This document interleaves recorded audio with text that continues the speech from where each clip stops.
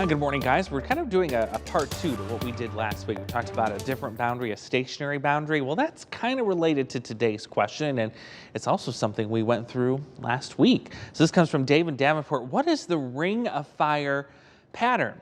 So let's show you what this exactly is and what we're talking about. So we got to start off with the pattern we had last week, which is a dome of heat. It was almost record-breaking heat in parts of Texas and really the South in general. And what happens is, with that dome of heat, you've got an area of high pressure. It's the outer ring of that heat dome where we get this ring of fire pattern set up. So on that outer ring here, you have all these little areas of low pressure that ride along, guess what?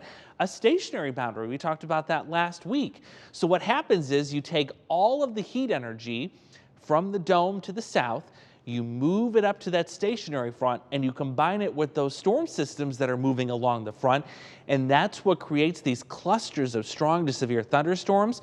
By the way, this is also a very favorable pattern for derechos, exactly like what we saw last week. So it's a very common pattern when you get into the summer months. We've already had one derecho, especially south of the Quad Cities. Could we see another one? Well, we'll see what happens with the pattern in the next couple of weeks. You could